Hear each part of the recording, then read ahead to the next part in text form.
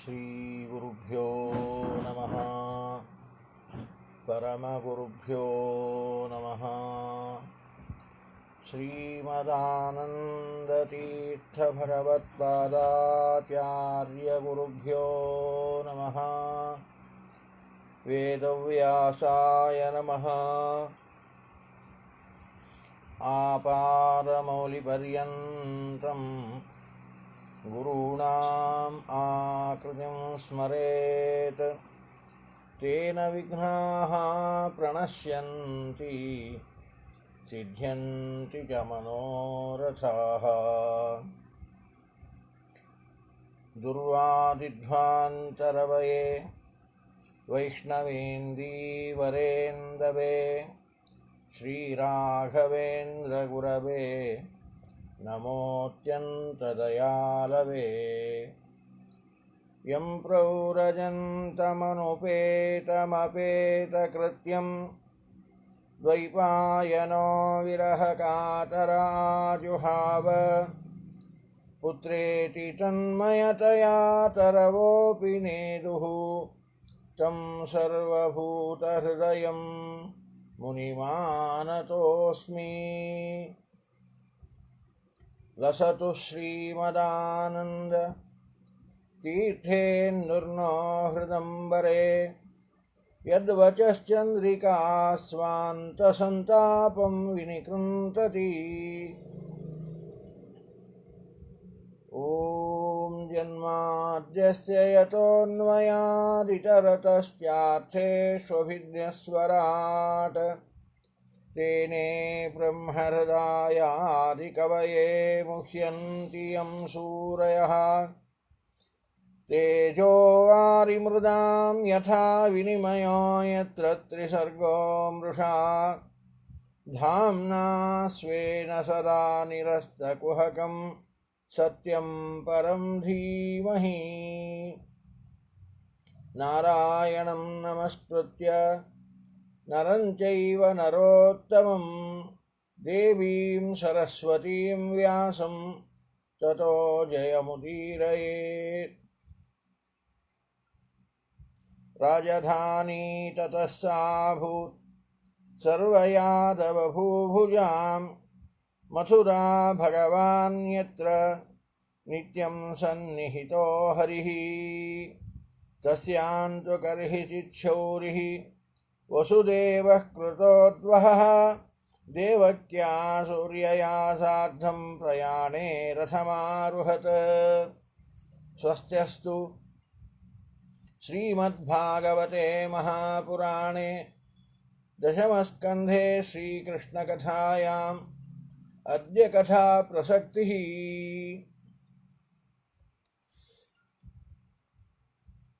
ಪರೀಕ್ಷಿತರಾಜನಿಂದ ಪ್ರಾರ್ಥಿತರಾದ ಶ್ರೀ ಶುಕಾಚಾರ್ಯರು ಕೃಷ್ಣಾವತಾರದ ಹಿನ್ನೆಲೆಯನ್ನು ಹೇಳಿದ್ದು ನಿನ್ನೆ ಕೇಳಿದೆವು. ಬ್ರಹ್ಮಾದಿ ದೇವತೆಗಳಿಂದ ಪ್ರಾರ್ಥಿತನಾದ ಭಗವಂತ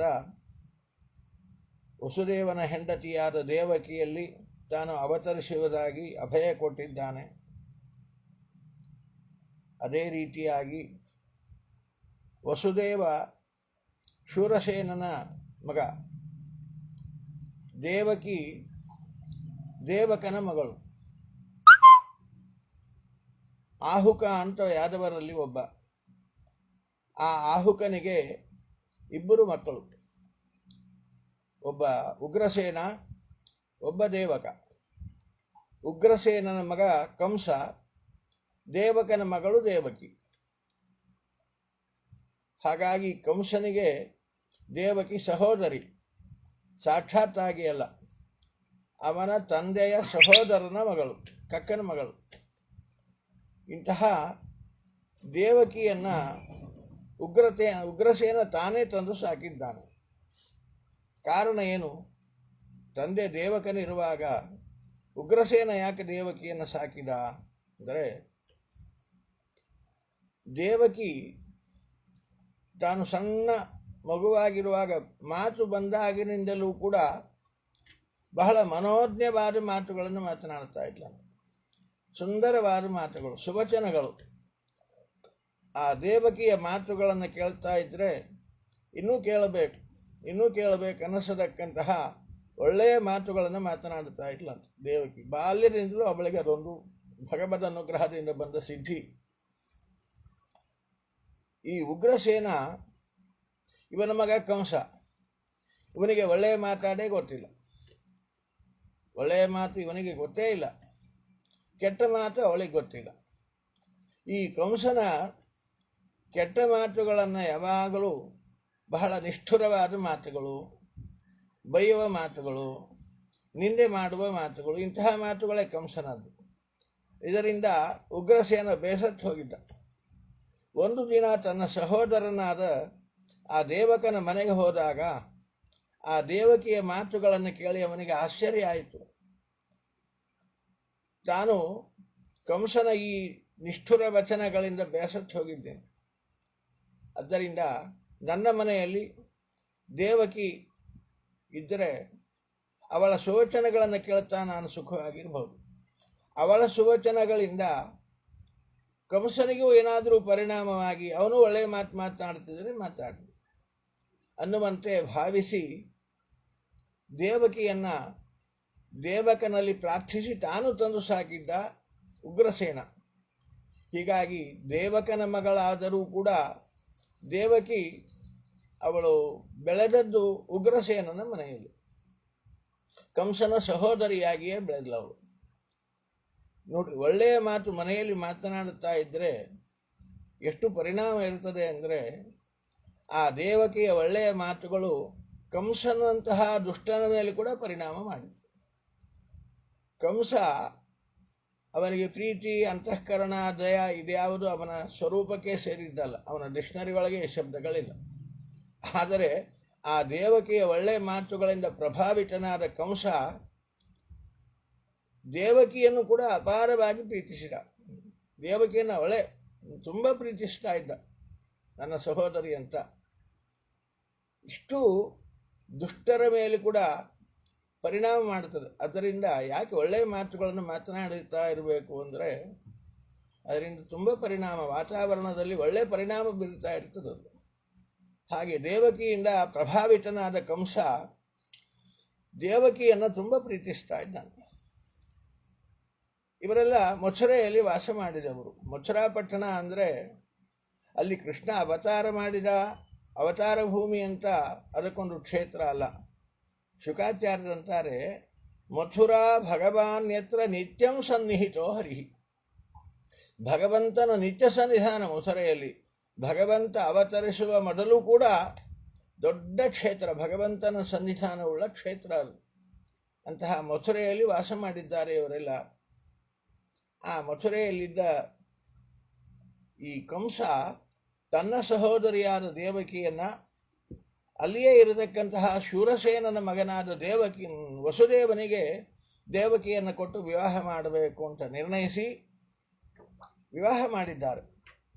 ಬಹಳ ವೈಭವದಿಂದ ವಿವಾಹ ಮಾಡಿದ್ದಾರೆ.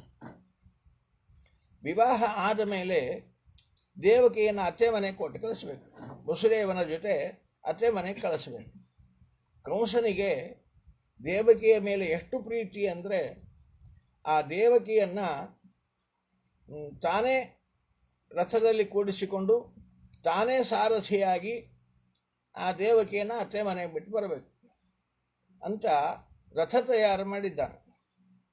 ರಥ ತಯಾರು ಮಾಡಿ ವಸುದೇವ ದೇವಕಿಯರನ್ನು ರಥದಲ್ಲಿ ಮೇಲೆ ಕಡೆಗೆ ಕೂಡಿಸಿ ತಾನು ಸಾರಥಿಯ ಸ್ಥಾನದಲ್ಲಿ ಕುಳಿತು ಅವರನ್ನು ಕರೆದುಕೊಂಡು ಹೋಗಬೇಕು. ಹೀಗೊಂದು ಕಾರ್ಯಕ್ರಮ ವಿವಾಹದ ನಂತರ ನಡೆದದು. ಕಂಸನಿಗೆ ಹೆಂಡತಿ ತಂಗಿ ದೇವಕಿಯಲ್ಲಿ ಅಪಾರವಾದ ಪ್ರೀತಿ, ಬಹಳ ಪ್ರೀತಿಯಿಂದ ವಿವಾಹ ಮಾಡಿದ ಅಂತ ನೋಡಿದ್ವಲ್ಲ. ಪ್ರೀತಿ ಇತ್ತು ಅಂತ ಏನು ಅದಕ್ಕೆ ಗಮಕ ಅಂದರೆ, ಶುಕಾಚಾರ್ಯರಂತಾರೆ, ಅವನು ಆ ದೇವಕಿಯ ವಿವಾಹದ ಸಂದರ್ಭದಲ್ಲಿ ಅವಳಿಗೆ ಕೊಟ್ಟ ಆ ಉಡುಗೊರೆಗಳೇನೇ ಸಾಕ್ಷಿ ಅದಕ್ಕೆ ಅಂತಾರೆ. ಅಪಾರವಾದ ಉಡುಗೊರೆಗಳನ್ನು ಕೊಟ್ಟಿದ್ದಾನೆ. ಏನದು ಉಡುಗೊರೆಗಳು ಅಂದರೆ, ಚತುಶ್ಶತಂ ಪಾರಿಬರ್ಹಂ ಗಜಾನಾಂ ಹೇಮಮಾಲಿನಾಂ ಅಶ್ವಾನಾಂ ಅಯುತಂ ಸಾರ್ಧಂ ರಥಾನಾಂಚ ತ್ರಿಶತಂ ದಾಸೀನಾಂ ಸುಕುಮಾರೀಣಾಂ ದ್ವೇಷತೆ ಸಮಲಂಕೃತೆ ದುಹಿತ್ರೆ ದೇವಕಃ ಪ್ರಾದಾತ್ ಯಾನೇ ದುಹಿತೃವತ್ಸಲಃ. ಚತುಶ್ಶತಂ ಗಜಾನಾಂ ಹೇಮಮಾಲಿನಾಂ 400 ಆನೆಗಳನ್ನು ಕೊಟ್ಟನು. ಆನೆಗಳಿದ್ದವು ಕೊಟ್ಟಿದ್ದಾನು ಅಲ್ಲ, 400 ಆನೆಗಳು ಎಂಥ ಆನೆಗಳನ್ನು ಕೊಟ್ಟ ಅಂದರೆ ಹೇಮಮಾಲಿನಾಂ, ಆ ಆನೆಯ ಕೊರಳಲ್ಲಿ ಎದ್ದು ಕಾಣುವ ಬಂಗಾರದ ಮಾಲೆಗಳು, ಇಂತಹ ಬಂಗಾರದ ಮಾಲೆಗಳಿಂದ ಶೋಭಿಸುವ 400 ಆನೆಗಳು. ಆನೆಯ ಕೊರಳಲ್ಲಿ ಬಂಗಾರದ ಮಾಲೆ ಎದ್ದು ಕಾಣಬೇಕಾದ್ರೆ ಒಂದು 10 ಗ್ರಾಮ್ ಸಾಕ? 10 ಗ್ರಾಮ್ ಎಲ್ಲಿಗೆ ಸಾಕಾಗ್ತದೆ? ಇಲ್ಲ, ನಮಗೆ ಕೊರಳಲ್ಲಿ ಎಲ್ಲಿ ಕಾಣಲ್ಲ 10 ಗ್ರಾಮ್. ಆದರೆ ಆನೆಯ ಕೊರಳಲ್ಲಿ ಎದ್ದು ಕಾಣಬೇಕದು ಮಾಲೆ. ಅಂತಹ ಒಳ್ಳೊಳ್ಳೆ ಬಂಗಾರದ ಮಾಲೆಗಳಿಂದ ಶೋಭಿಸತಕ್ಕಂತಹ 400 ಆನೆಗಳು ಅಂದರೆ ಅಪಾರವಾಯಿತು. ಜೊತೆಯಲ್ಲಿ 10,000 ಅಶ್ವದಾನ, 300 ಬಂಗಾರದ ರಥಗಳು, ಜೊತೆಯಲ್ಲಿ 400 ಜನ ದಾಸಿಯರು, 400 ಜನ ದಾಸರು. ದಾಸಿಯರು ಅಂದರೆ ಸಾಲಂಕೃತ ದಾಸಿದಾನ, ಬರೀ ಸಾಲಂಕೃತ ಕನ್ಯಾದಾನ ಅಲ್ಲ, ದಾಸಿಯರು ಕೂಡ ಬಂಗಾರದ ಆಭರಣಗಳನ್ನು ಹೊತ್ತು ಬಂದಿದ್ದಾರಂತೆ. ಇಂಥ ಅಪಾರವಾದ ಸಂಪತ್ತಿನೊಂದಿಗೆ ಇಷ್ಟೆಲ್ಲ ಕೊಟ್ಟು ಕಳಿಸಿದ್ದಾನೆ ಕಂಸ ತನ್ನ ಸಹೋದರಿಗಾಗಿ ಪ್ರೀತಿಯಿಂದ. ಒಟ್ಟು ತಾನು ಸಾರಥಿಯ ಸ್ಥಾನದಲ್ಲಿ ರಥದಲ್ಲಿ ಕೂತು ವಸುದೇವ ದೇವಕಿಯರನ್ನು ಕರೆದುಕೊಂಡು ಹೋಗಬೇಕು ಅವ್ರ ಮನೆಗೆ ಅಂತ ಹೊರಟಾಗ ಮಂಗಲ ಕಾರ್ಯದ ಅಂಗವಾಗಿ ಮಂಗಲವಾದ್ಯಗಳನ್ನೆಲ್ಲ ಮೊಳಗಿಸ್ತಾ ಇದ್ದಾರೆ. ಹೀಗೆ ಇನ್ನು ಪ್ರಯಾಣ ಪ್ರಾರಂಭವಾಗಬೇಕು. ಪ್ರಯಾಣ ಪ್ರಾರಂಭವಾಗಿ ಇನ್ನು ರಥ ಒಂದು ಹೆಜ್ಜೆ ಮುಂದೆ ಹೋಯಿತು. ಆಗ ಒಂದು ಶಬ್ದ ಕೇಳಿಸಿತು ಕಂಸನಿಗೆ. ಆ ಶಬ್ದ ಯಾರೋ ಮಾತನಾಡಿದ್ದಲ್ಲ, ಶುಕಾಚಾರ್ಯರಂತಾರೆ ಅಶರೀರವಾಕ್, ಅಶರೀರವಾಣಿ ಆಯಿತು. ಆಕಾಶದಲ್ಲಿ ಶಬ್ದ ಬಂತು. ಶಬ್ದ ಕೇಳಿಸ್ತದೆ, ಹೇಳಿದ ವ್ಯಕ್ತಿ ಕಾಣೋದಿಲ್ಲ. ಕಾಣದ ವ್ಯಕ್ತಿ ಹೇಳಿದ ಶಬ್ದ ಅದು. ಕಾಣದ ವ್ಯಕ್ತಿ ಅಂದರೆ ವಾಯುದೇವರೇ ಅಂತರಿಕ್ಷದಲ್ಲಿ ನಿಂತು ಹೇಳಿದ್ದು. ಅಶರೀರ ಅಲ್ವಾ, ವಾಯುದೇವರಿಗೆ ಶರೀರ ಇಲ್ಲಿ ಗಾಳಿ ಅನುಭವಕ್ಕೆ ಬರ್ತದೆ, ಕಾಣೋದಿಲ್ಲ ಅಲ್ವಾ.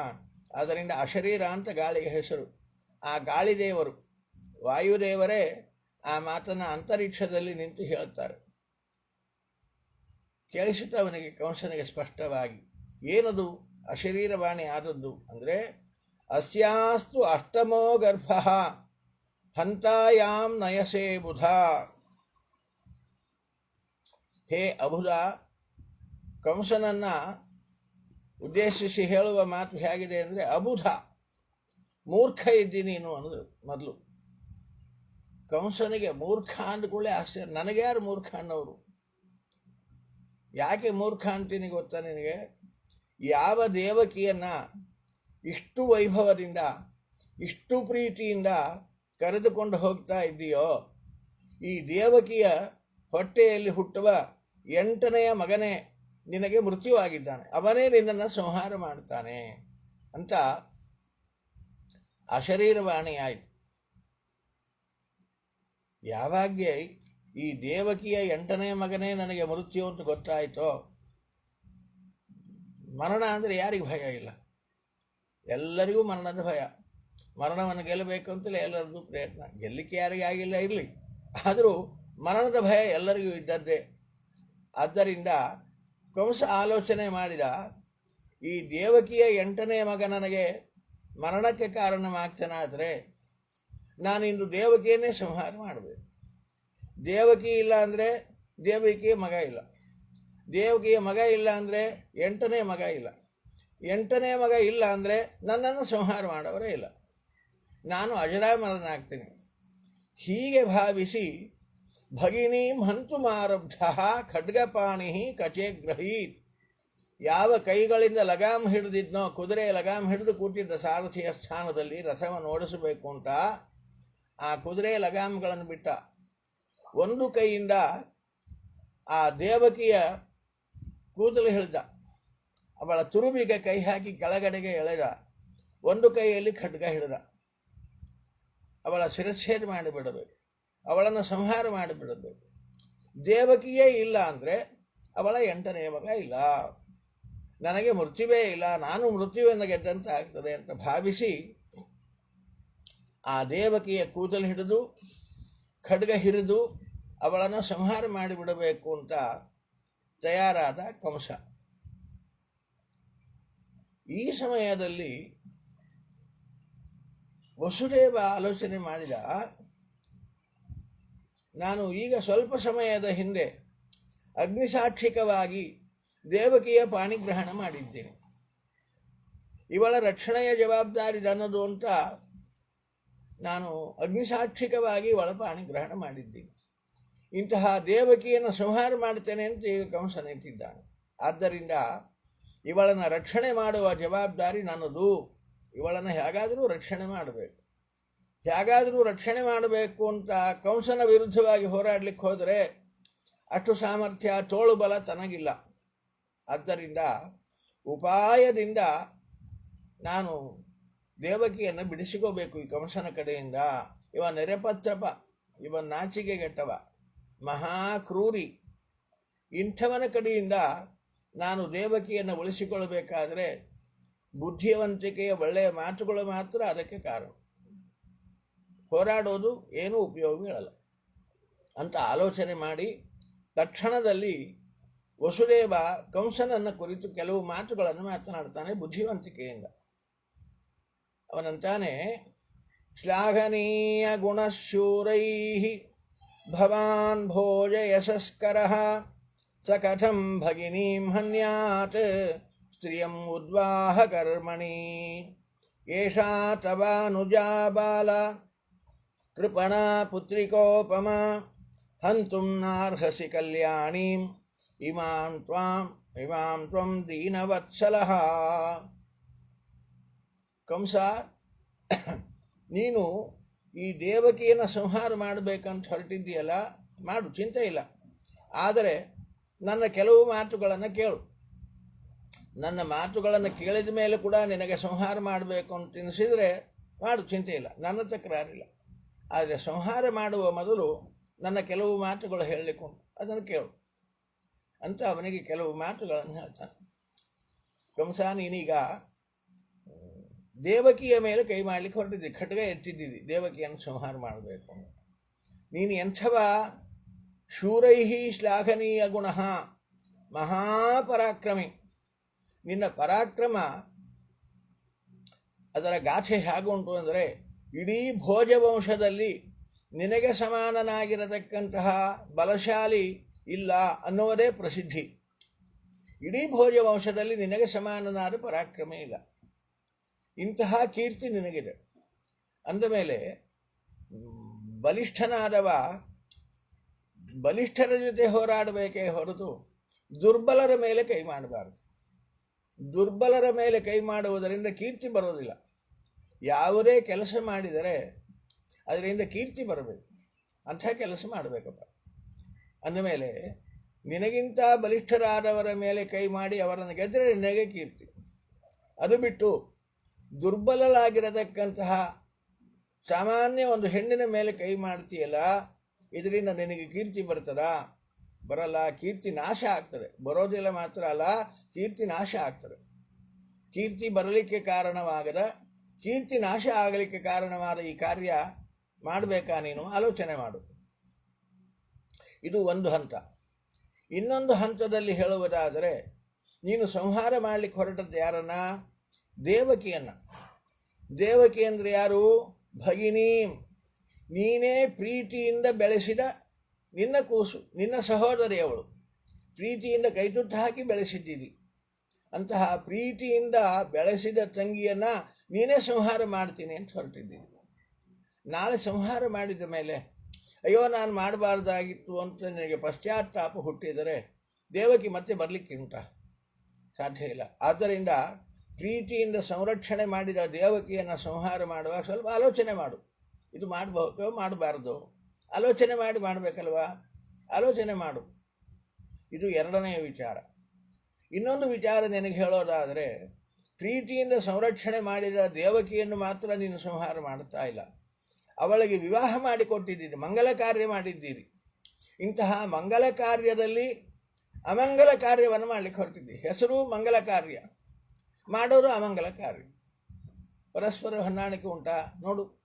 ಇಂತಹ ಪರಮ ಮಂಗಲ ಕಾರ್ಯ ಮಾಡಿ ಅತ್ಯಂತ ಪ್ರೀತಿಯಿಂದ ಅಪಾರವಾದ ಉಡುಗೊರೆಗಳನ್ನು ಕೊಟ್ಟು ವೈಭವದ ವಿವಾಹವನ್ನು ಮಾಡಿ ಅವಳನ್ನು ಅತ್ತೆ ಮನೆಗೆ ಕಳಿಸೋ ಈ ಸಂದರ್ಭದಲ್ಲಿ ಅವಳನ್ನು ಸಂಹಾರ ಮಾಡ್ತೀನಿ ಅಂತ ಹೊರಟಿದ್ದೀಯಲ್ಲ, ಇದು ಎಂದಿಗೂ ನಿನಗೆ ಶ್ರೇಯಸ್ಕರವಾಗಿರತಕ್ಕಂಥದ್ದಲ್ಲ. ಬುದ್ಧಿವಂತನಾದವ ಯಾವುದೇ ಕಾರ್ಯ ಮಾಡುವಾಗ ಅದು ಶ್ರೇಯಸ್ಕರವೋ ಅಶ್ರೇಯಸ್ಕರವೋ, ಇದರಿಂದ ನನಗೆ ಕೀರ್ತಿ ಬರ್ತದೋ ಅಪಕೀರ್ತಿ ಬರ್ತದೋ ಆಲೋಚನೆ ಮಾಡಬೇಕಲ್ವ. ಆದ್ದರಿಂದ ನಿನಗೋಸ್ಕರವಾಗಿ ಈ ಮಾತುಗಳನ್ನು ಹೇಳ್ತಾ ಇದ್ದೀನಿ. ಆ ದೇವಕಿಯನ್ನು ಸಂಹಾರ ಮಾಡಲಿಕ್ಕೆ ಹೊರಟ ನೀನು ಆಲೋಚನೆ ಮಾಡು. ಇದು ಒಂದು ಥರದ ವಿಚಾರ. ಇನ್ನು ಎರಡನೇ ವಿಚಾರವನ್ನು ನಿನಗೆ ಹೇಳೋದಾದರೆ, ಅದ್ಯವ ಅಬ್ಧಶತಾಂತೇವ ಮೃತ್ಯುರ್ವೈ ಪ್ರಾಣಿನಾಂ ಧ್ರುವಂ. ನೀನೀಗ ದೇವಕಿಯನ್ನು ಸಂಹಾರ ಮಾಡಲಿಕ್ಕೆ ಹೊರಟಿದ್ದೀವಿ. ಯಾಕೆ? ದೇವಕಿಯ 8ನೇ ಮಗ ನಿನಗೆ ಮೃತ್ಯು ಅಂತ ಅಶರೀರವಾಣಿ ಹೇಳಿತು. ಹಾಗಾಗಿ ದೇವಕಿಯನ್ನು ಸಂಹಾರ ಮಾಡಿಬಿಟ್ರೆ ಅವನಿಗೆ 8ನೇ ಮಗನೇ ಇಲ್ಲ, ಯಾವ ಮಕ್ಕಳೇ ಇಲ್ಲ. ಹಾಗಾಗಿ ನಾನು ಮೃತ್ಯುವನ್ನು ಗೆಲ್ಲಬಲ್ಲೆ ಅಂತ ಭಾವಿಸಿ ಅವಳನ್ನು ಸಂಹಾರ ಮಾಡಲಿಕ್ಕೆ ಹೊರಟಿದ್ದೀವಿ. ಆದರೆ ಪ್ರಕೃತಿಯ ನಿಯಮ ಏನು ಗೊತ್ತಾ? ಜಾತಸ್ಯ ಹಿ ಧ್ರುವೋ ಮೃತ್ಯು. ಯಾರು ಹುಟ್ಟಿದ್ದಾರೋ ಅವರು ಒಂದು ದಿನ ಸಾಯಬೇಕು. ಇದು ಪ್ರಕೃತಿಯ ನಿಯಮ. ಹುಟ್ಟಿದವರು ಸಾಯಲಿಲ್ಲ ಅಂತಿಲ್ಲ. ಯಾರು ಹುಟ್ಟುತ್ತಾರೋ ಹುಟ್ಟಿದ ದಿನವೇ ಅವನು ಯಾವತ್ತು ಸಾಯಬೇಕು ಅನ್ನೋ ನಿರ್ಣಯ ಆಯಿತು. ಹಾಗಾಗಿ ಅದ್ಯವ ಅಬ್ಧಶತಾಂತೇವ, ಸ್ವಲ್ಪ ಮೃತ್ಯುವನ್ನು ನೀನು ಮುಂದೆ ಹಾಕಬಹುದು ಭಾಳ ಅಂದರೆ, ಆದರೆ ಅದರಿಂದ ತಪ್ಪಿಸಿಕೊಳ್ಳಲಿಕ್ಕೆ ಆಗಲ್ಲ. ಇಂದಿಲ್ಲ ಇನ್ನು 100 ವರ್ಷಕ್ಕಾದರೂ ಸಾವು ಅನ್ನತಕ್ಕಂಥದ್ದು ಹುಟ್ಟಿದವರಿಗೆ ಖಚಿತವಾಗಿರತಕ್ಕಂಥದ್ದು. ಯಾವುದು ಖಚಿತವೋ ಅದರ ಬಗ್ಗೆ ತಲೆ ಕೆಡಿಸಿಕೋಬೇಕಾಗಿಲ್ಲ.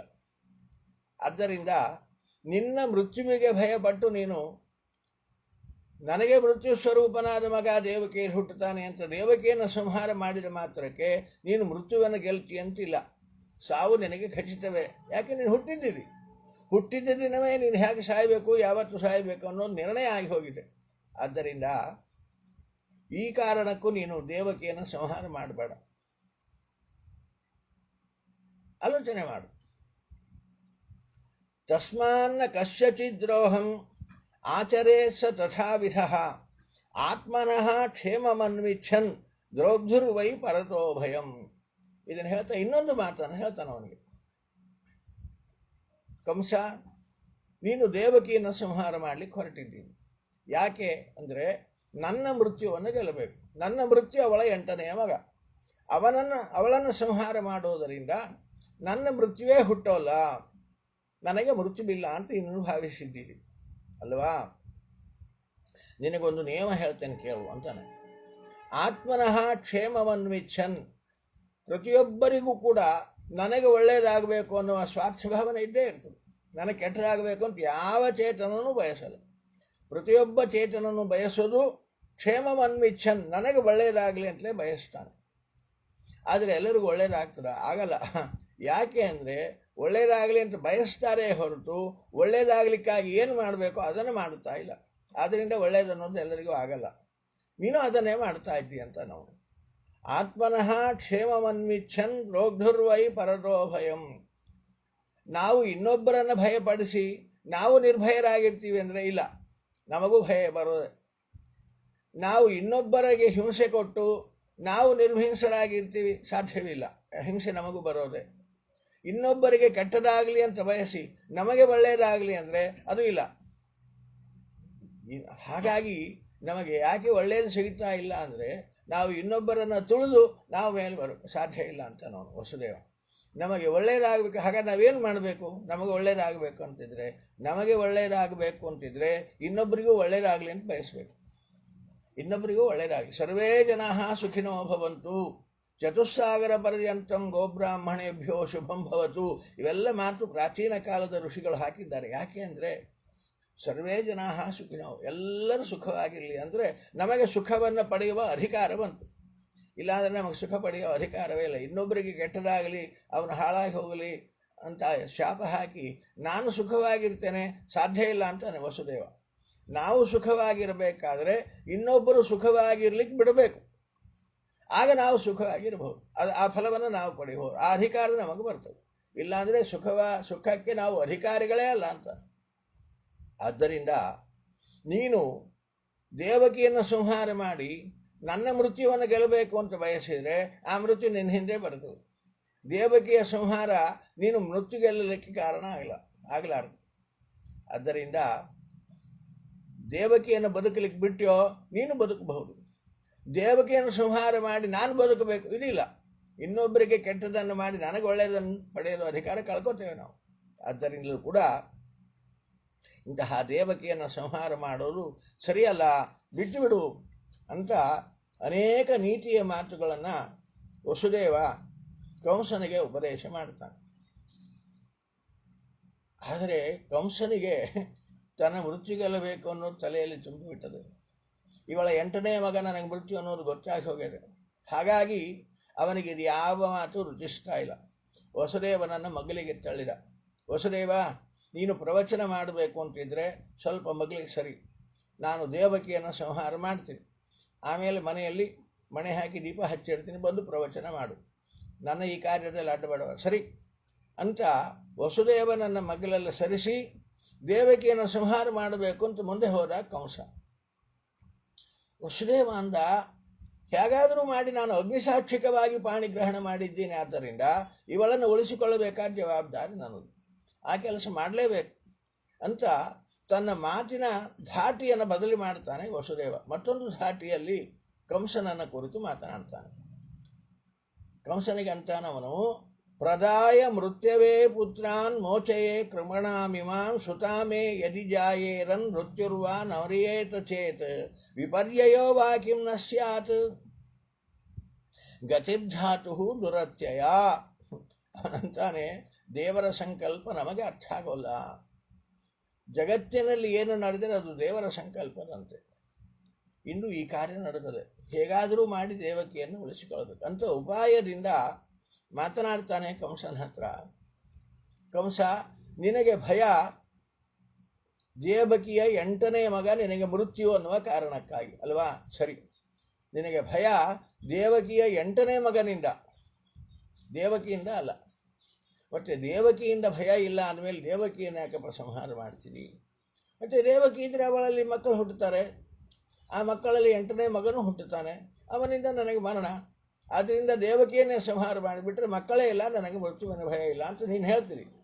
ಆದರೆ ನಿನಗೊಂದು ನಾನು ಅಭಯ ಕೊಡ್ತೇನೆ.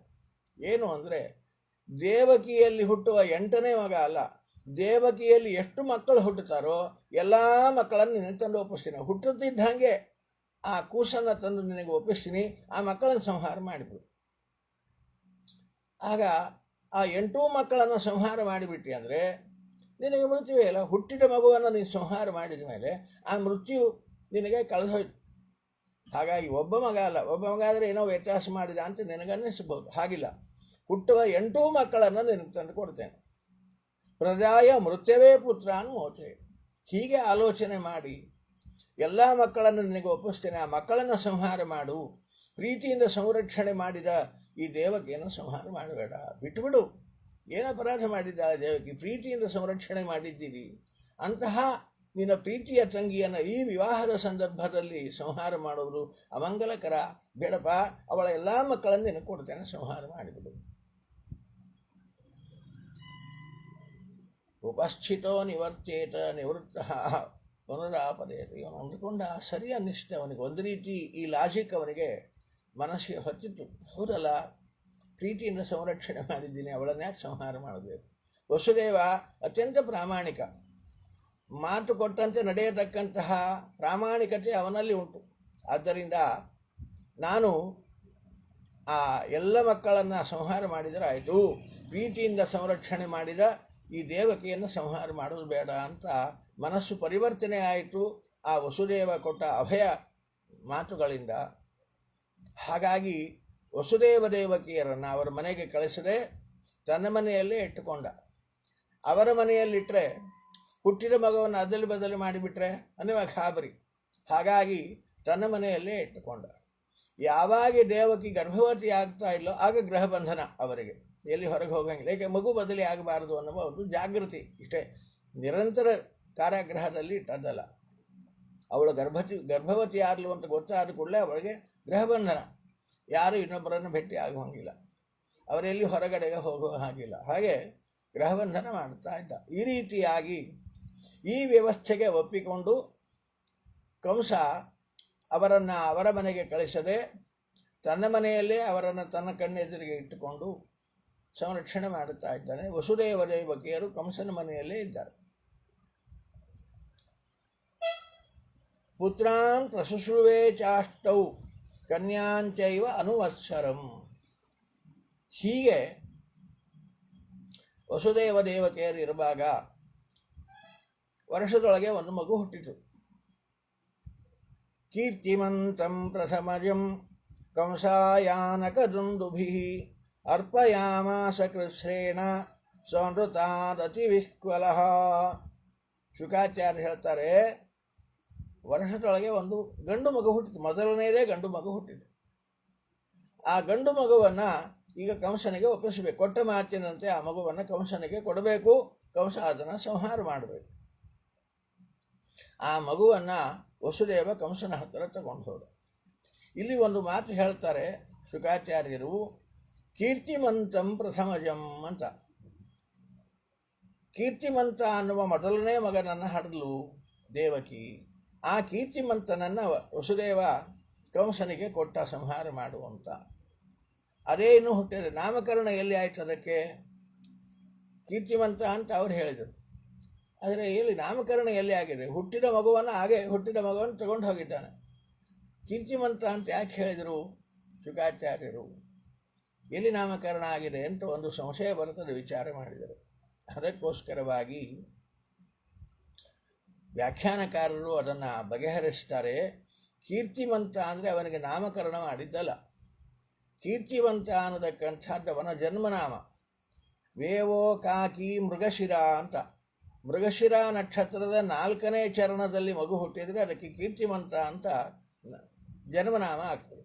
ಆದ್ದರಿಂದ ಈ ಮಗು ಮೃಗಶಿರ ನಕ್ಷತ್ರದ 4ನೇ ಚರಣದಲ್ಲಿ ಹುಟ್ಟಿದ್ದು ಅನ್ನುವುದನ್ನು ಸೂಚನೆ ಮಾಡಬೇಕಾಗಿತ್ತು ಅಷ್ಟೇ. ಅದಕ್ಕೋಸ್ಕರವಾಗಿ ಕೀರ್ತಿಮಂತ ಅಂತ ಶುಕಾಚಾರ್ಯರು ಸೂಚನೆ ಮಾಡಿದರು ಅದರ ಜನ್ಮನಾಮವನ್ನು. ಇಂತಹ ಹುಟ್ಟಿದ ಮಗುವನ್ನು ಪ್ರಾಮಾಣಿಕವಾಗಿ ತೆಗೆದುಕೊಂಡು ಹೋದ ವಸುದೇವ.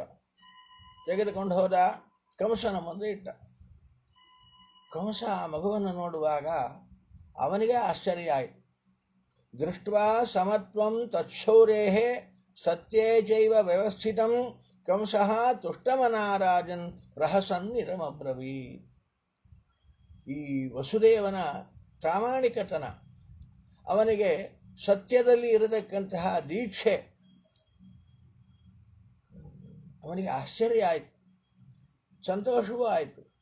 ವಸುದೇವ, ನಿನ್ನ ಈ ಪ್ರಾಮಾಣಿಕತೆ, ನಿನ್ನ ಈ ಸತ್ಯದ ದೀಕ್ಷೆ ನೋಡಿ ನನಗೆ ತುಂಬ ಸಂತೋಷ ಆಯ್ತಪ್ಪ. ಆದರೆ ಈ ಮಗುವು ಇದು ಮೊದಲನೇ ಮಗು. ನನಗೆ ಮೊದಲನೇ ಮಗುವಿನಿಂದ ಭಯ ಇಲ್ಲ. ನನಗೆ ಭಯ ಇದ್ದದ್ದು ಯಾವುದು? 8ನೇ ಮಗುವಿನಿಂದ. ಹಾಗಾಗಿ ಈ ಮೊದಲನೇ ಮಗು ನನಗೇನು ಬಾಧಕ ಅಲ್ಲ. ಪಾಪ ನನ್ನ ತಂಗಿ ಚೊಚ್ಚಲ ಗಂಡಸ ಮಗನ ಹಡೆದಿದ್ದಾಳೆ, ಅದನ್ನು ಸಂಹಾರ ಮಾಡಿ ಅವಳಿಗೆ ದುಃಖ ಕೊಡೋದು ನನಗೆ ಇಷ್ಟ ಇಲ್ಲ. ಹಾಗಾಗಿ ಈ ಮೊದಲನೇ ಮಗುವನ್ನು ತಗೊಂಡು ಹೋಗ್ಬಿಡು, ಇದನ್ನು ಸಂಹಾರ ಮಾಡಲ್ಲ. ಯಾಕೆಂದ್ರೆ ನನಗೇನು ಬಾಧಕವೇ ಅಲ್ಲ. ನನಗೆ ಬಾಧಕವಲ್ಲದ ಈ ಮಗುವನ್ನು ಸಂಹಾರ ಮಾಡಿ ನನಗೆ ಯಾಕೆ ಅಪಕೀರ್ತಿಪ? ಬೇಡ, ಇದನ್ನು ಕರ್ಕೊಂಡು ಹೋಗ್ಬಿಡು. 8ನೇ ಮಗು ಮಾತ್ರ ತಪ್ಪು ಹಾಗಿಲ್ಲ. 8ನೇ ಮಗುವನ್ನು ಮಾತ್ರ ನನಗೆ ಅವಶ್ಯವಾಗಿ ತಂದು ಕೊಡಬೇಕು. ನನಗೆ ವಿಶ್ವಾಸ ಅದೇ, ನೀನು ಮೊದಲನೇ ಮಗುವನ್ನೇ ತಂದು ಕೊಟ್ಟಿದ್ದಿ, ಆದ್ದರಿಂದ 8ನೇದನ್ನು ತಂದು ಕೊಡ್ತೀಯ ಅಂತ ನನಗೆ ವಿಶ್ವಾಸ. ಅದರಿಂದ ಈ ಮಗುವನ್ನು ತಗೊಂಡು ಹೋಗು, ಇದೇನೂ ಅಪರಾಧ ಮಾಡಿಲ್ಲ, ಇದರಿಂದ ನನಗೇನೂ ಬಾಧಕ ಇಲ್ಲ, ತಗೊಂಡು ಹೋಗಿಬಿಡು ಅಂತ ಕಂಸ ಆ ಮಗುವಿಗೆ ಜೀವದಾನ ಮಾಡಿ ಕೊಟ್ಟು ಕಳಿಸ್ಬಿಟ್ಟ. ವಸುದೇವ ಆ ಮಗುವನ್ನು ತಗೊಂಡು ಬಂದ. ದೇವಕಿಗೆ ಆನಂದ. ಯಾವ ತಾಯಿಗೆ ಸಂತೋಷ ಆಗಲ್ರಿ? ಮೃತ್ಯುಕೂಪದಿಂದ ದಾಟಿ ಬಂದ ಮಗು. ವಸುದೇವ ಆ ಮಗುವನ್ನು ತರುವಾಗ ಆ ಮಗುವನ್ನು ತೆಗೆದುಕೊಂಡು ಎದೆಗೆ ಅವಚಿಕೊಂಡು ಆನಂದದಿಂದ ಆನಂದ ಬಾಷ್ಪಗಳನ್ನು ಹಾಕುತ್ತಾ ಇದ್ದಾಳೆ ದೇವಕಿ. ವಸುದೇವ ಅಂದ, ದೇವಕಿ ಒಂದು ಮಾತು ಹೇಳ್ತೇನೆ ಕೇಳು. ಈ ಮಗು ಸಾಯಬೇಕಾಗಿತ್ತು, ಸಾಯಬೇಕಾದ ಮಗು ಬದುಕಿ ಬಂದದೆ ನಿನ್ನ ಹತ್ರ ಅಂತ ನಿನಗೆ ಆನಂದ ನಿಜ. ಆದರೂ ಇದನ್ನು ಹೆಚ್ಚು ಹಚ್ಚಿಕೋಬೇಡ. ಈ ಆನಂದ ತುಂಬ ಹೊತ್ತು ಉಳಿತದೆ ಅಂತ ನನಗೇನು ವಿಶ್ವಾಸ ಇಲ್ಲ. ಯಾಕೆ ಅಂದರೆ ಇದಕ್ಕೆ ಜೀವದಾನ ಮಾಡಿದವ ಕಂಸ ದುಷ್ಟ. ದುಷ್ಟರು ಹೇಗಿರ್ತಾರೆ ಅಂದರೆ ಕ್ಷಣೇ ತುಷ್ಟಾಹ ಕ್ಷಣೇ ರುಷ್ಟಾಹ. ಅವು ಯಾವಾಗ ಸಿಟ್ಟಿಗೆ ಬರ್ತವೆ ಗೊತ್ತಿಲ್ಲ, ಯಾವಾಗ ಸಂತೋಷ ಪಡ್ತವೆ ಗೊತ್ತಿಲ್ಲ. ಈಗ ಸಂತೋಷ ಪಟ್ಟಾನೆ ಅಂದರೆ ಇನ್ನೊಂದು ಕ್ಷಣಕ್ಕೆ ಬಂದು ಅದನ್ನು ಸಂಹಾರ ಮಾಡ್ತಿರ್ತ ಅಂದರು ಅನ್ನೋ ಪೈಕಿ. ಆದ್ದರಿಂದ ಇಂತಹ ದುಷ್ಟನಾದ ಕಂಸನಿಂದ ಜೀವದಾನ ಪಡೆದ ಈ ಮಗುವನ್ನು ಇಟ್ಟುಕೊಂಡು ಸಂತೋಷ ಪಡಬೇಡ, ಈ ಸಂತೋಷ ಉಳಿತದೆ ಅಂತ ನನಗೆ ವಿಶ್ವಾಸ ಇಲ್ಲ ಅಂತ ಹೇಳೋ ಹೊತ್ತಿಗೆ ಕಂಸ ಬಂದ. ದೇವಕಿ ಆ ಮಗುವನ್ನು ಕೊಟ್ಟು ನಾನು ಸಂಹಾರ ಮಾಡ್ತೇನೆ. ಆಶ್ಚರ್ಯ ಅಲ್ವಾ? ಆಶ್ಚರ್ಯವೇ. ಯಾಕೆ ಅಂದರೆ ಅವನು ಯಾಕೆ ಬಂದ? ಅವನ ಹತ್ರ ಮಗುವನ್ನು ತಗೊಂಡು ಹೋದಾಗ ಅವನು ಮಗುವನ್ನು ಸಂಹಾರ ಮಾಡಲಿಲ್ಲ. ಇದರಿಂದ ನನಗೇನು ಬಾಧಕಿಲ್ಲ, ತಗೊಂಡು ಹೋಗು ಅಂತ ಹೇಳಿದ. ಅವನು ತಂದು ದೇವಕ್ಕೆ ಕೊಡೋ ಸ್ವಲ್ಪ ಸಮಯದಲ್ಲಿಯೇ ಸಂಹಾರ ಮಾಡ್ತೀನಿ ಅಂತ ಬಂದ. ಯಾಕೆ ಹೀಗೆ ಮಾಡಿದ ಕಂಸ ಅಂದರೆ ಅದಕ್ಕೊಂದು ಕಾರಣ ಉಂಟು ಅಂತಾರೆ. ಏನು ಕಾರಣ ಅಂದರೆ ಏತತ್ ಕಂಸಾಯ ಭಗವಾನ್ ಶಶಂಸಾಭ್ಯತ್ಯ ನಾರದ. ವಸುದೇವ ಮೊದಲನೇ ಮಗುವನ್ನು ದೇವಕಿ ಹತ್ತಿರ ಕರೆದುಕೊಂಡು ಹೋದ ನಂತರದಲ್ಲಿ ವಸುದೇವನಿಗೂ ಕೂಡ ತುಂಬ ಸಂತೋಷ ಆಗಿತ್ತು. ನನ್ನ ಪ್ರೀತಿಯ ತಂಗಿ ಮೊದಲನೇ ಗಂಡು ಮಗುವನ್ನು ಹಡೆದಿದ್ದಾಳೆ ಅಂತ ಸಂತೋಷದಿಂದ ಸಂಭ್ರಮದಿಂದ ಇದ್ದ. ಆ ಸಮಯದಲ್ಲಿ ಕಂಸನ ಮನೆಗೆ ನಾರದರು ಬಂದರು. ನಾರದರನ್ನು ನೋಡಿ ಸಂತೋಷದಿಂದ ಸ್ವಾಗತಿಸಿದ ಕಂಸನು ಕೂಡ. ಅವನು ಸಂಭ್ರಮದಲ್ಲಿದ್ದದ್ದನ್ನು ನೋಡಿ ನಾರದರು ಕೇಳಿದ್ರೆ, ಏನು ಬಾ ಇಷ್ಟು ಸಂಭ್ರಮ ಪಡ್ತಾ ಇದ್ದೀರಿ, ಇಷ್ಟು ಸಂತೋಷದಿಂದ ಇದ್ದೀರಿ, ನೀನು ಇಷ್ಟು ಸಂತೋಷದಿಂದ ಇದ್ದದ್ದನ್ನು ನಾನು ಕಂಡೇ ಇಲ್ಲ, ಏನು ಸಂಭ್ರಮಕ್ಕೆ ಕಾರಣ ಅಂತ ಕೇಳಿದಾಗ ಕಂಸ ಹೇಳಿದ, ನನ್ನ ತಂಗಿ ದೇವಕಿ ಮೊದಲನೇ ಗಂಡು ಮಗುವನ್ನು ಹಡೆದಿದ್ದಾಳೆ, ಚೊಚ್ಚಲ ಗಂಡಸ ಮಗ, ಅದೇ ನನಗೆ ಸಂತೋಷಕ್ಕೆ ಕಾರಣ.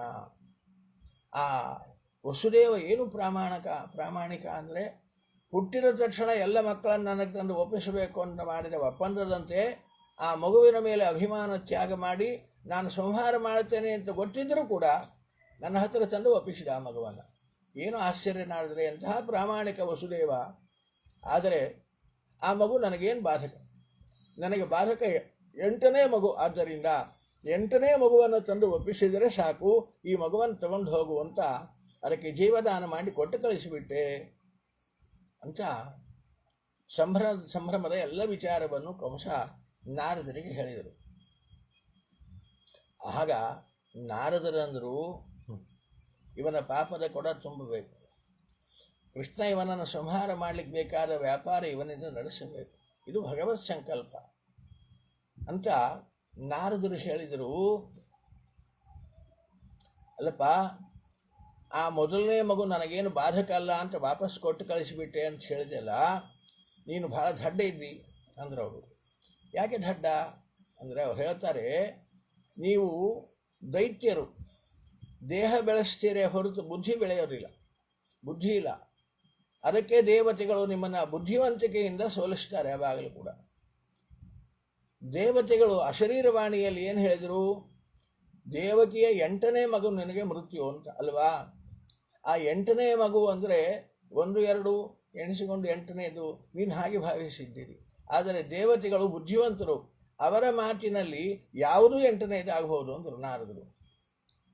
ಆಚೆಯಿಂದ ಎಣಿಸಿದರೆ ಇದೇ 8ನೇದು, ಆಚೆಯಿಂದ ಎಣಿಸಿದರೆ ಇದೇ 8ನೇದು. ಹೀಗೆ 5 ಬೆರಳು ತೋರಿಸಿದರು ಅವನ ಮುಂದೆ. ಈ 5 ಬೆರಳಿನಲ್ಲಿ 5ನೇದು ಯಾವುದು? ಇಲ್ಲಿಂದ ಎಣಿಸಿದರೆ ಇದು 5, ಇಲ್ಲಿಂದ ಎಣಿಸಿದರೆ ಇದು 5, ಇಲ್ಲಿಂದ ಎಣಿಸಿದರೆ ಇದು 5, ಎಲ್ಲವೂ 5. 5 ಅಲ್ಲದ್ದು ಇಲ್ಲವೇ ಇಲ್ಲ, ಎಲ್ಲವೂ 5 ಅಂದ್ರೆ ಅವರು.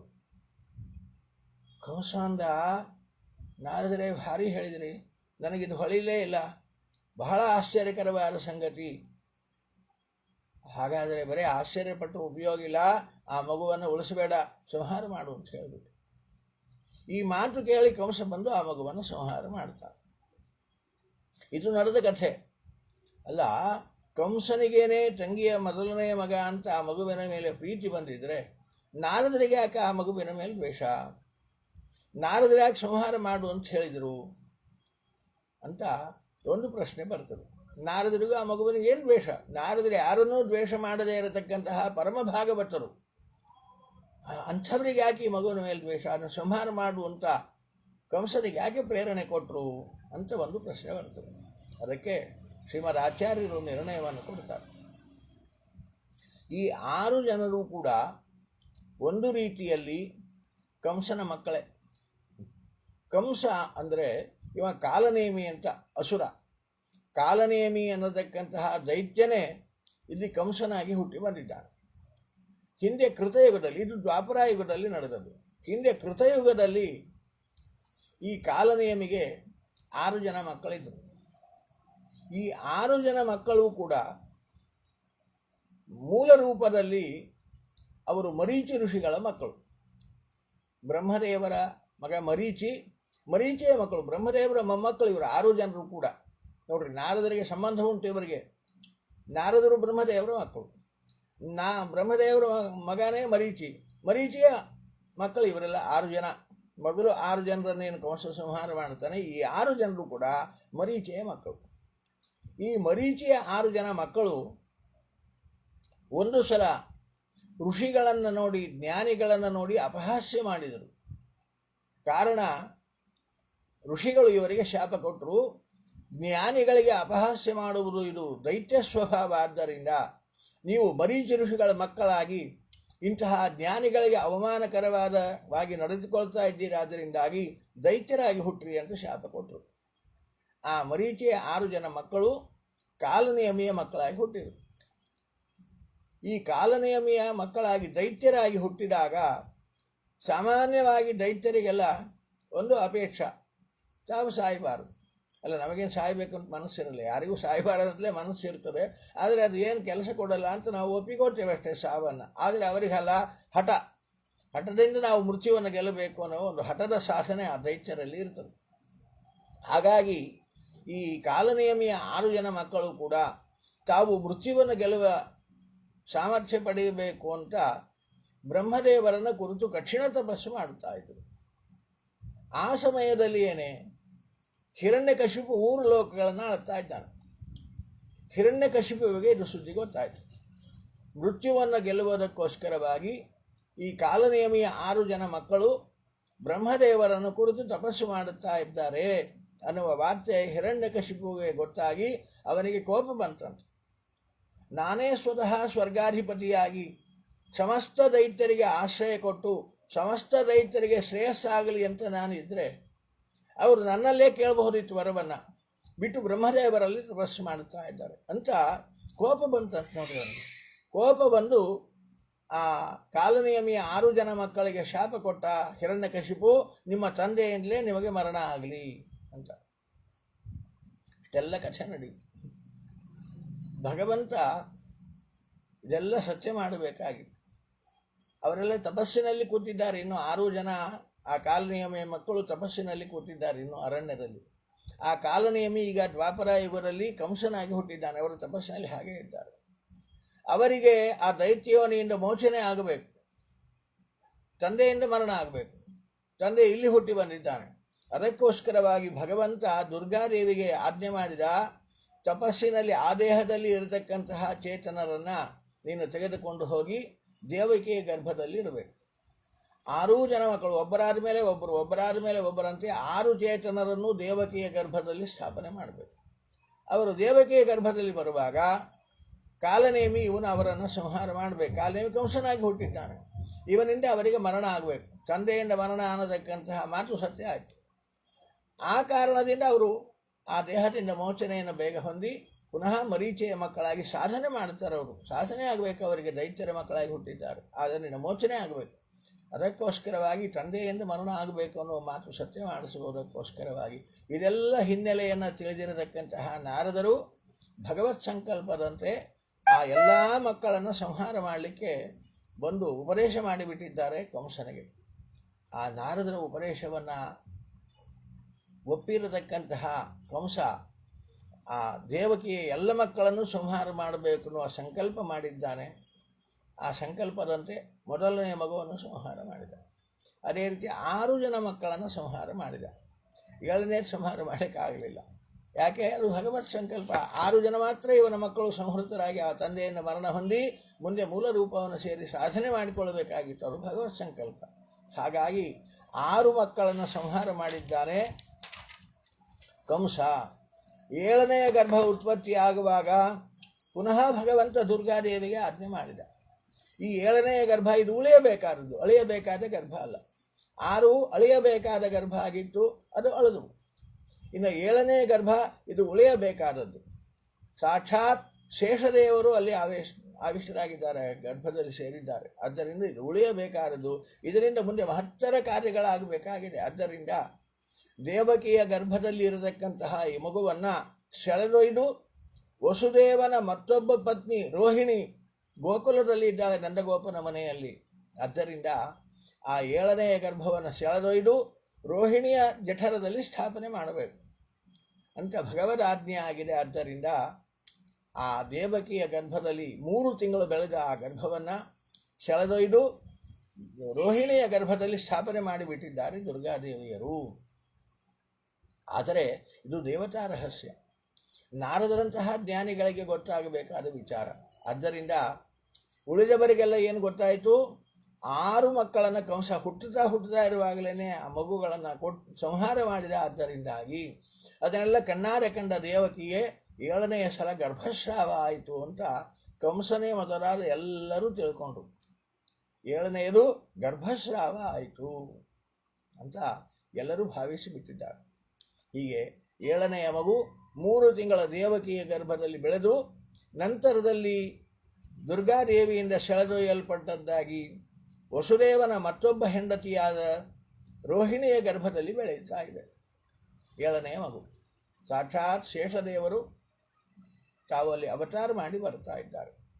ಅವನೇ ಮುಂದೆ ಬಲರಾಮನಾಗಿ ರೋಹಿಣಿಯ ಮಗನಾಗಿ ಪ್ರಸಿದ್ಧನಾಗ್ತಾನೆ. ಹೀಗೆ 7ನೆಯ ಗರ್ಭ ಅದು ಯಾವಾಗ ಶ್ರಾವ ಆಯಿತು ಅಂತ ಅಂದುಕೊಂಡ್ರೋ ನಂತರದಲ್ಲಿ 8ನೇ ಗರ್ಭೋತ್ಪತ್ತಿ ಆಯಿತು. ಆ 8ನೇ ಗರ್ಭದಲ್ಲಿ ಭಗವಂತ ಸ್ವತಃ ತಾನು ಆವಿಷ್ಟನಾಗಿದ್ದಾನೆ. 8ನೇ ಗರ್ಭದಲ್ಲಿ ಭಗವಂತ ತಾನು ಸನ್ನಿಹಿತನಾಗಿದ್ದಾನೆ.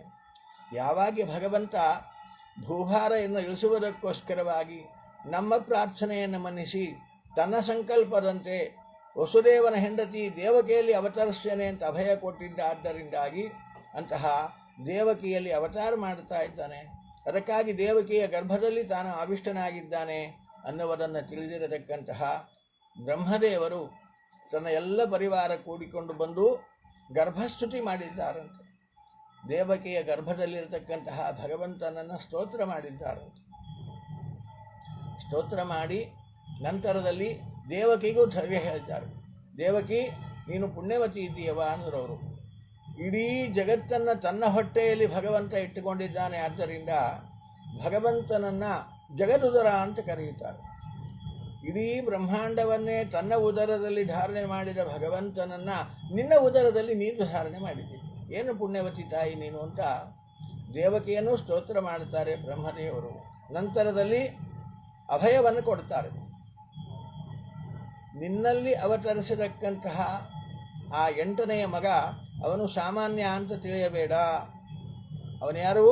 ತ್ರಿಭುವನಂಚ, 3 ಲೋಕವನ್ನು ರಕ್ಷಣೆ ಮಾಡತಕ್ಕಂತಹ ತ್ರಿಲೋಕೇಶ ಜಗದೊಡೆಯನಾದ ಭಗವಂತ ನಿನ್ನಲ್ಲಿ 8ನೇ ಮಗನಾಗಿ ಅವತಾರ ಮಾಡಿ ಬರ್ತಾ ಇದ್ದಾನೆ. ಕಾರಣ ಭಾರಂಭುವೋ, ಜಗತ್ತಿನ ಭೂಭಾರವನ್ನು ಇಳಿಸುವುದಕ್ಕೋಸ್ಕರವಾಗಿ ಅವತಾರ ಮಾಡಿ ಬರ್ತಾ ಇದ್ದಾನೆ. ಧೈರ್ಯವಾಗಿರು, ನಿನಗಿನ್ನು ಕಷ್ಟದ ಕಾಲವೇ ಇಲ್ಲ. ಕಂಸನಿಂದಾಗಿ ನಿನಗೆ ಕಷ್ಟ ಬಂದದ್ದು. ನಿನ್ನ 8ನೇ ಮಗ ಕಂಸನನ್ನು ಸಂಹಾರ ಮಾಡ್ತಾನೆ. ಧೈರ್ಯವಾಗಿರ್ಬೋದು, ಇನ್ನು ನಿನಗೆ ಕಷ್ಟದ ಕಾಲ ಮುಗಿಯಿತು ಅಂತ ತಿಳಿ ಅಂತ ಮುಂದಾಗುವ ಆ ವಿಚಾರಗಳನ್ನೆಲ್ಲವನ್ನು ಕೂಡ ದೇವಕಿಗೆ ತಿಳಿಸಿ ದೇವಕಿಗೆ ಧೈರ್ಯ ತುಂಬಿ ಭಗವಂತನನ್ನು, ಅವಳ ಗರ್ಭದಲ್ಲಿದ್ದ ಭಗವಂತನನ್ನು ಸ್ತೋತ್ರ ಮಾಡಿ ಬ್ರಹ್ಮಾದಿ ದೇವತೆಗಳು ಹೊರಟೋಗಿಬಿಟ್ಟಿದ್ದಾರೆ. ನಂತರ ಕೃಷ್ಣಾವತಾರದ ಸಮಯ ಪ್ರಾಪ್ತವಾಗಿದೆ. ಕೃಷ್ಣಾವತಾರ ಆ ಸಮಯ ಬಂದಾಗ ಶುಕಾಚಾರ್ಯರಂತಾರೆ, ಕೃಷ್ಣ ಅವತಾರ ಮಾಡಿದ್ದು ಶ್ರಾವಣದಲ್ಲಿ ಅಂತ ಕೆಲವು, ಭಾದ್ರಪದದಲ್ಲಿ ಅಂತ ಕೆಲವು ಪ್ರಮಾಣಗಳು ಅನೇಕ ಹೀಗೆ ಉಂಟು. ಆದರೆ ಅದು ಶ್ರಾವಣದಲ್ಲಿ ಒಮ್ಮೊಮ್ಮೆ ಆಗ್ತದೆ, ಒಮ್ಮೊಮ್ಮೆ ಭಾದ್ರಪದದಲ್ಲಿ ಆಗ್ತದೆ. ಕೃಷ್ಣಾವತಾರ ಆಗುವಾಗ ಭಾದ್ರಪದ ಬಹುಳ ಅಷ್ಟಮಿ. ಆದರೆ ಅದಕ್ಕೊಂದು ನಿಯಮ, ವಿಚಿತ್ರವಾದ ನಿಯಮ ಹೇಳುತ್ತಾರೆ. ಕೃಷ್ಣಾವತಾರ ಆದ ಕಾಲ ಅವರು ಭಾದ್ರಪದ ಅಂತಲೂ ಹೇಳಲ್ಲ, ಶ್ರಾವಣ ಅಂತಲೂ ಹೇಳಲ್ಲ. ಸಿಂಹಮಾಸ, ಸೂರ್ಯ ಸಿಂಹರಾಶಿಯಲ್ಲಿದ್ದಾನೆ. ಕೃಷ್ಣ ಪಕ್ಷ ಅಷ್ಟಮಿಯ ಮಧ್ಯರಾತ್ರಿಯಲ್ಲಿ ಚಂದ್ರೋದಯಕ್ಕೆ ರೋಹಿಣಿ ನಕ್ಷತ್ರ ಇತ್ತು. ಸಿಂಹಮಾಸ ಆಗಿರಬೇಕು, ಸೂರ್ಯ ಸಿಂಹರಾಶಿಯಲ್ಲಿರಬೇಕು, ಕೃಷ್ಣ ಪಕ್ಷ ಇರಬೇಕು. ಕೃಷ್ಣ ಪಕ್ಷದ ಮಧ್ಯರಾತ್ರಿಯಲ್ಲಿ ಚಂದ್ರೋದಯಕ್ಕೆ ರೋಹಿಣಿ ನಕ್ಷತ್ರ ಇರಬೇಕು. ಈ ರೀತಿಯಾಗಿ ಇದ್ದರೆ ಆ ಯೋಗಕ್ಕೆ ಜಯಂತಿ ಯೋಗ ಅಂತ ಕರೆಯುತ್ತಾರೆ. ಇಂತಹ ಜಯಂತಿ ಯೋಗದಲ್ಲಿ ಕೃಷ್ಣಾವತಾರ ಆಯಿತು ಅಂತಾರೆ. ಈ ಜಯಂತಿ ಯೋಗ ಒಮ್ಮೊಮ್ಮೆ ಶ್ರಾವಣದಲ್ಲಿ ಬರ್ತದೆ, ಒಮ್ಮೊಮ್ಮೆ ಭಾದ್ರಪದದಲ್ಲಿ ಬರ್ತದೆ. ಅದನ್ನು ನೋಡಿಕೊಂಡು ಜಯಂತಿಯನ್ನು ನಿರ್ಣಯ ಮಾಡಬೇಕಾಗಿರತಕ್ಕಂಥದ್ದೇ ಹೊರತು ಅದು ಶ್ರಾವಣವೋ ಭಾದ್ರಪದವೋ ನಿರ್ಣಯ ಹೀಗೆ ಅಂತ ಹೇಳೋದು ಕಷ್ಟ. ಹಾಗಾಗಿ ಅಂತೂ ಜಯಂತಿ ಯೋಗದಲ್ಲಿ ಕೃಷ್ಣಾವತಾರ ಆದದ್ದು. ಕೃಷ್ಣ ಪಕ್ಷ ಅದು ಶ್ರಾವಣದ ಕೃಷ್ಣ ಅಷ್ಟಮಿಯ ದಿನ ಒಮ್ಮೆ ಬರ್ತದೆ, ಭಾದ್ರಪದ ಅಷ್ಟಮಿಯ ಒಮ್ಮೆ ಬರ್ತದೆ. ಯಾವಾಗ ಬರ್ತದೆ ನೋಡಿಕೊಂಡು ಜಯಂತಿ ಯೋಗದಲ್ಲಿ ಕೃಷ್ಣ ಅವತಾರ ಮಾಡಿದ್ದನ್ನು ನಾವು ಆಚರಣೆ ಮಾಡಬೇಕಾಗಿರತಕ್ಕಂಥದ್ದು. ಹಾಗೆ ಸಿಂಹಮಾಸದ ಕೃಷ್ಣ ಪಕ್ಷದ ಅಷ್ಟಮಿಯ ಮಧ್ಯರಾತ್ರಿಯಲ್ಲಿ ಚಂದ್ರೋದಯಕ್ಕೆ ರೋಹಿಣಿ ನಕ್ಷತ್ರ ಇದ್ದರೆ ಅದನ್ನು ಜಯಂತಿ ಯೋಗ ಅಂತ ಕರೆಯುತ್ತಾರೆ. ಅಂತಹ ಜಯಂತಿ ಯೋಗದಲ್ಲಿ ಭಗವಂತ ತಾನು ಅವತಾರ ಮಾಡಿದ. ಆದ್ದರಿಂದಾಗಿ ಅದು ಕೃಷ್ಣ ಜಯಂತಿ. ಯಾರೋ ಹುಟ್ಟಿದರೆ ಜಯಂತಿ ಆಗಲಾರದು. ಜಯಂತಿ ಯೋಗ, ಈ ಯೋಗ ಇದ್ದಲ್ಲೋಗಲ್ಲೇ ಅವತಾರ ಮಾಡಿದ ಭಗವಂತ. ಆದ್ದರಿಂದಾಗಿ ಅದು ಕೃಷ್ಣ ಜಯಂತಿ. ಇಂತಹ ಜಯಂತಿ ಯೋಗದಲ್ಲಿ ಭಗವಂತ ಅವತಾರ ಮಾಡಿದ್ದಾನೆ. ಜಯಂತಿ ಯೋಗದಲ್ಲಿ ಭಗವಂತ ಅವತರಿಸಿದರೆ ಭಗವಂತ ಒಮ್ಮೆಲೇ ಮಗುವಾಗಿ ಅವತಾರ ಮಾಡಿ ಬಂದದ್ದಲ್ಲ. ಭಗವಂತ ಇವರಿಗೆ ನಾನು ಸಾಕ್ಷಾತ್ ಭಗವಂತನೇ ಮಗನಾಗಿ ಅವತಾರ ಮಾಡಿ ಬರ್ತೀನಿ ಅನ್ನೋದಕ್ಕಂಥದ್ದನ್ನು ತಿಳಿಸಬೇಕು. ತಿಳಿಸಿ ಇವರಿಗೆ ಆ ಜ್ಞಾನ ಕೊಟ್ಟು ಇವರಲ್ಲಿ ಮಗನಾಗಿ ಅವತಾರ ಮಾಡಬೇಕು ಅನ್ನುವ ಕಾರಣಕ್ಕೋಸ್ಕರವಾಗಿ ತನ್ನ ಅದ್ಭುತವಾದ ರೂಪವನ್ನು ಮೊದಲು ತೋರಿಸಿದಂತೆ. ವಸುದೇವ ದೇವಕಿಯರಿಗೆ ಅವತಾರ ಮಾಡುವ ಪೂರ್ವದಲ್ಲಿ ಅದ್ಭುತವಾದ ತನ್ನ ರೂಪವನ್ನು ದರ್ಶನ ಮಾಡಿಸಿದಂತೆ. ಆ ರೂಪ ಅದ್ಭುತ ಅಂತಾರೆ. ಅವನ ರೂಪವನ್ನು ಹೇಳಿಕ್ಕೆ ಬೇರೆ ಶಬ್ದವೇ ಇಲ್ಲ. ಆದ್ದರಿಂದ ಆ ಭಗವಂತನ ರೂಪ ಎಂಥದ್ದು ಅಂದರೆ ತಮದ್ಭುತಂ ಬಾಲಕಂ ಅಂಬುಜೇಕ್ಷಣಂ ಚತುರ್ಭುಜಂ ಶಂಖ ಗದಾದ್ಯುಧಾಯುಧಂ ಶ್ರೀವತ್ಸಲಕ್ಷ್ಮಂ ಕಲಶೋಭಿಕೌಸ್ತುಭಂ ಪೀತಾಂಬರಂ ಸಾಂದ್ರಪಯೋಧ ಸೌಭಗಂ ಮಹಾರ್ಹ ವೈಡೂರ್ಯ ಕಿರೀಟ ಕುಂಡಲ ತ್ವಿಷಾ ಪರಿಷ್ವಕ್ತ ಸಹಸ್ರಕುಂತಲಂ ಉದ್ದಾಮ ಕಾಂಚಂಗದ ಕಂಕಣಾಧಿವಿಃ ವಿರೋಚಮಾನಂ ವಸುದೇವ ಐಕ್ಷತ ಅಂತ ಶುಕಾಚಾರ್ಯರು ಪರೀಕ್ಷಿತ ರಾಜನಿಗೆ ಹೇಳ್ತಾರೆ. ಅದ್ಭುತಂ ಬಾಲಕಂ, ಅದ್ಭುತವಾದ ಮಗುವನ್ನು ನೋಡಿದ್ರಪ್ಪ. ಮಗು ಅಂದರೆ ಇದೆಂತಹ ಮಗು? ಚತುರ್ಭುಜಂ ಶಂಖಗದಾದ್ಯುಧಾಯುಧಂ ಶ್ರೀವತ್ಸಲಕ್ಷ್ಮಂ ಗಲಶೋಭಿ ಕೌಸ್ತುಭಂ. 4 ಕೈಗಳು, ಪೀತಾಂಬರಧಾರಿಯಾಗಿದ್ದಾನೆ, ಕೊರಳಲ್ಲಿ ಕೌಸ್ತುಭಮಣಿ, ವಕ್ಷಸ್ಥಳದಲ್ಲಿ ಶ್ರೀವತ್ಸ ಚಿಹ್ನೆ, ಶಂಖಚಕ್ರ ಗದಾ ಪದ್ಮಗಳು 4 ಕೈಯಲ್ಲಿ, ಉತ್ತಮವಾಗಿರತಕ್ಕಂತಹ ಕಿರೀಟ, ಕಿವಿಯಲ್ಲಿ ಮಕರ ಕುಂಡಲಗಳು, ಹಾರಾಡತಕ್ಕಂತಹ ಮುಂಗುರುಳುಗಳು, ಉಟ್ಟ ಪೀತಾಂಬರ, ಕೊರಳಲ್ಲಿ ವೈಜಯಂತಿ ಮಾಲೆ. ಅದ್ಭುತವಾದ ಭಗವಂತನ ರೂಪವನ್ನು ನೋಡಿಬಿಟ್ಟಿದ್ದಾರಂತೆ. ಇಂತಹ ರೂಪವನ್ನು ನೋಡಿ ವಸುದೇವ ದೇವಕಿಯರಿಗೆ ಸಂತೋಷವಾಗಿದೆ. ವಸುದೇವ ಅವನಿಗೆ ಸಂಭ್ರಮವೋ ಸಂಭ್ರಮ ಅಲ್ಲವ. ಮತ್ತೆ ಅಂತಾರೆ ಶುಕಾಚಾರ್ಯರು, ಕೃಷ್ಣಾವತಾರೋತ್ಸವ ಸಂಭ್ರಮೋ ಸ್ಪೃಶನ್ ಮುದಾ ದ್ವಿಜೇಭ್ಯೋ ಯುತಮಾಪ್ಲುತೋ ಗವಾನ್. ಎಂಥೆಂಥದ್ದು ಒಂದು ಗಂಡು ಮಗು ಹುಟ್ಟಿದರೆ ಮೂಗೆ ಸೊಟ್ಟಿರ್ತದೋ, ಬಾಯ ಸೊಟ್ಟಿರ್ತದೋ, ಕೈಕಾಲು ಸೊಟ್ಟಿರ್ತದೋ, ಅಂತೂ ಒಂದು ಗಂಡು ಮಗು ಹುಟ್ಟಿತ್ತು ಅಂತ ಸಂಭ್ರಮಪಟ್ಟು ಸಕ್ಕರೆ ಪೇಡೆ ಹಂಚುವ ಕಾಲ ನಮ್ಮದೆಲ್ಲ.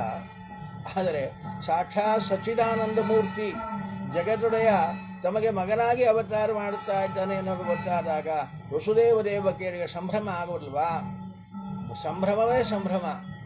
ಆ ಸಂಭ್ರಮದಲ್ಲಿ ಒಂದು ಸಂಕಲ್ಪ ಮಾಡಿದನಂತೆ ವಸುದೇವ. ಏನು ಸಂಭ್ರಮ ಅವನು ಸಂಕಲ್ಪ ಮಾಡಿದ್ದ ಸಂಭ್ರಮದಲ್ಲಿ ಅಂದರೆ